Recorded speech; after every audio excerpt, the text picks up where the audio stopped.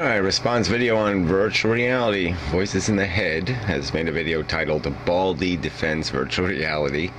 A response video to the suicidal optimist. Yeah, just real class. He's really demonstrating his heritage. So anyway, let's go to the videotape. Okay, in response to an obviously challenged YouTube user whose name I don't have, which in essence sounds good. I would love to fly. I would love to earn billions of dollars every day. I would love to have the most beautiful women as my company, and it sounds too good to be true. Now, I think that the part that everybody's missing here is that it might be fun for a week, heck, maybe a month, or maybe even a year. But I bet that after a year, it would get boring. Yeah, you bet. You bet based on what? What's your psychological analysis that demonstrates that possibility? Virtual reality could duplicate the life you live right now. Okay, and you can leave every bit just the same mundane, wash the same dishes, beat the same slaves, whatever your daily routine is. Okay, you can offend as many bald people as you want and pick on the fat people and the this people and whatever. Find the defects in all the people in the street every day, whatever your jollies are, Johnny. You know, it could duplicate your mundane life. So what is the argument is that would be boring? No, you could, and then the only option that virtual reality gives you is that you can pull all the weeds out of that life. You can pull all the little unnecessary nonsense out of it. And all the drudgery parts, all the boring parts, you dumb ass. And so, you know, and then virtual reality also offers the option of playing an unlimited number of games, theoretically. I mean, the software could keep pumping out games forever. You know, variations on variations of themes. And so it's just idiotic to make this argument that somehow boredom would overwhelm you. It wouldn't. We all enjoy, like I said, people don't get bored with food. They eat the same food. They shove potato chips in their mouth all day, and they end up weighing 1,000 pounds. All right? Are they bored? Are they bored eating? I don't think so. So it's just a stupid argument. It's a silly argument coming from somebody who is supposed to be a brain scientist. Anybody who thinks that we are close to getting to virtual reality obviously has no understanding of the brain whatsoever, or they're not using their brain. Yeah, right, obviously. You know, come on. All right, our brain is we're not duplicating our thought process. We're not duplicating our interaction. What we are doing is fooling our senses. And we can do that on the surface, or we can do that deeper and deeper. And there's no technological or mechanical obstacle to that inching our way into that mechanism and through that mechanism. We are simulating sensation. We are not simulating thought. The brain has billions, approximately 100 billion neurons. Those neurons are capable of doing over 100 trillion connections. Now, I know with the daylight and everything, these numbers don't sound too big nowadays, but just imagine the amount of neurons that you have and the amount of connections that they can do and the amount of synapses that happens in your brain every second. Yeah, well, there's no point in. I can imagine how many bits my computer processes every millisecond. Well, what's the point? It doesn't have anything to do with the input and output devices, and that's what we're talking about, and the software. Virtual reality, the way it is today, is very simple. You put a helmet on, and you get some kind of screen in your eyes, and even maybe a machine that plays with your senses, so that you feel like you're flying and the machine, you know, kind of swivels back and forth. When you're talking about in Mendham's virtual reality, you're talking about being able to go into each and every single neuron. We're talking about 100 No, that's not what I'm talking about at all. I'm talking about doing that same mechanical deception, okay? Except you can take it a step further. You go back.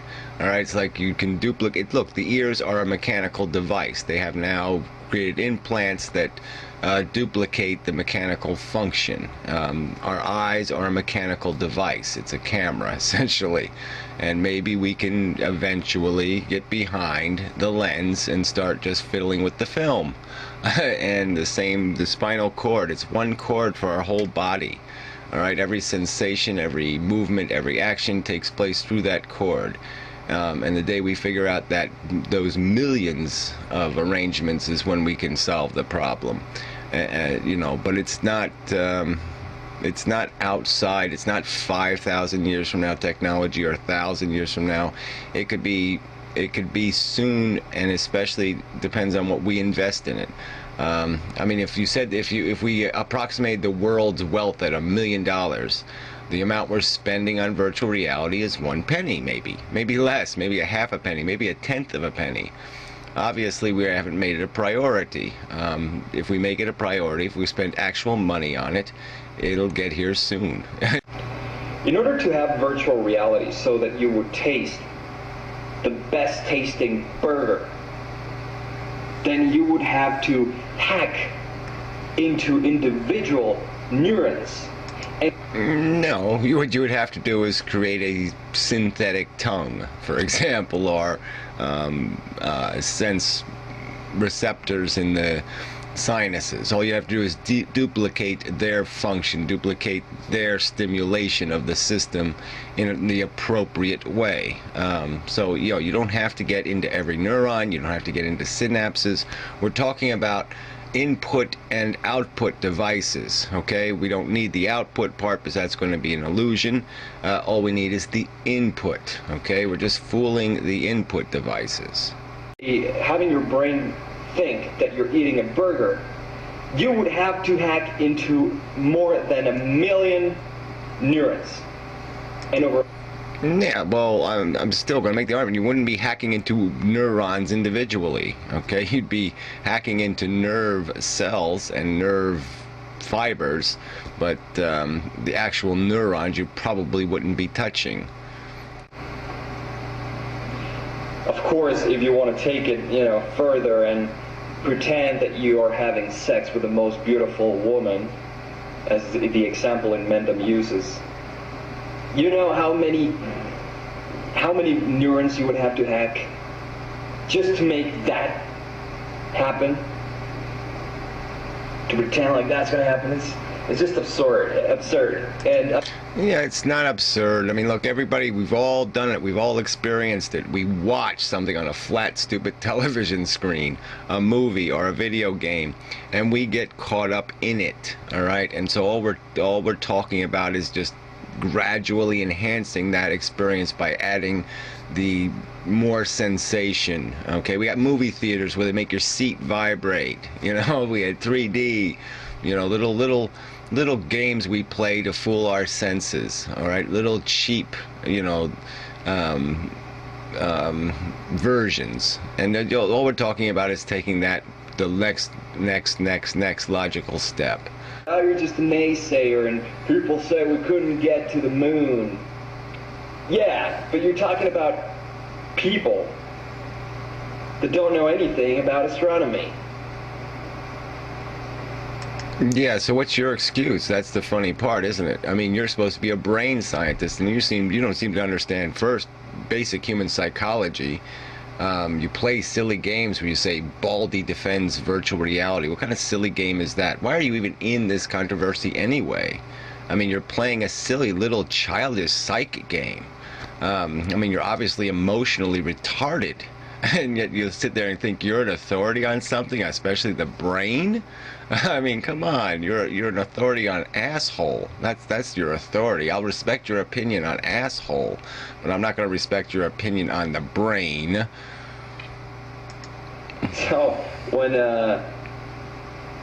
I hear about someone like in Mendham talking about virtual reality, I think about how, I mean, he has not even taken that step further and said, whether the concept is valid or not. I'm going to think if it's doable or not. Yeah, well, whatever. Yeah, I have thought about it, and I've explained the best way I can that these are interface devices. The brain is, our neurons aren't on the tips of our fingers, okay? It's all perception is an illusion that takes place inside the brain. And there are ways to interact with that brain, electrically and chemically, to fool it, okay? It happens to us. We can take a simple chemical and fool our perception. And all we have to do is become better at that. It's going to happen at least in 5,000 years. That is if we don't blow up each other. Yeah, well, see, that's the important one, if we don't blow up each other. Now, what's your solution to that problem? If we invest in it, we will have it. If we don't invest in it, we won't have it. It's just like landing on the moon. If we didn't do it on purpose, it wasn't going to happen.